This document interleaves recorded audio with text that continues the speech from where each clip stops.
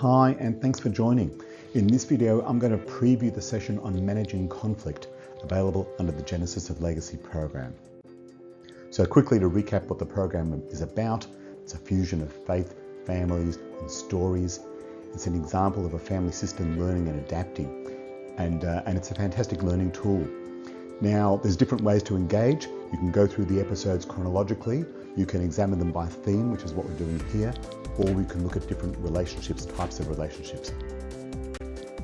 So in the theme-based approach, we've got 5 themes that are being discussed in multiple places throughout the book of Genesis. And we're going to focus a preview now on the managing conflict theme.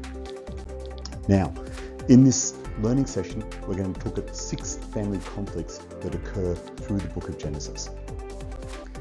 And here's how we do it. It's not Bible class, and to the extent that we do refer to biblical text, this is not like the Bible class that you've experienced. Rather, the idea is to start with some text and use that as a launch pad into a facilitated discussion. And we're going to discuss the characters and their relationships, but also we're going to talk about ourselves, our families, and our relationships. And that is the magic that makes this a meaningful and applicable learning experience. So I'm going to quickly go through the 6 cases, show you some of the text, and talk about the key discussion points in each of them. So in Abraham and Lot, we're going to look at how the conflict between Abraham and Lot began and how their relationship, Lot being something of an adoptive son, was a factor, and the steps they took to resolve the conflict and how it impacted their relationship beyond that. Isaac and Ishmael, we've got the seeds of sibling conflict beginning well before either of them were even born.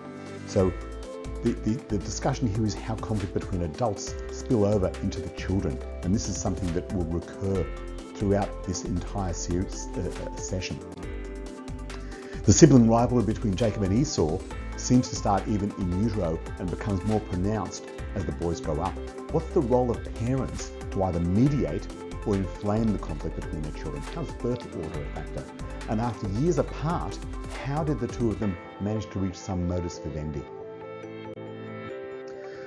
Previous family conflict in Genesis was always between men. This one is different. This is between women. So how is conflict between women different? And how are third parties involved or stay away? And how are they co-opted to boost the position of each one? What happens, importantly, when the conflict remains unresolved? Which is a fantastic hook into the next case of Joseph and the brothers, where we see conflict in one generation transmitted to the next. Now, this gets pretty nasty, but it will resolve.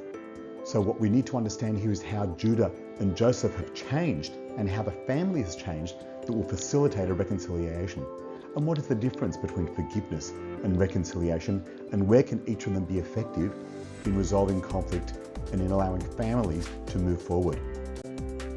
Finally, we see in Ephraim and Manasseh a huge transformation in the family. The situations that were previously triggers for conflict no longer have the effect. So the question here is, what does the family system learn from these generations of conflict that keeps occurring one after the other?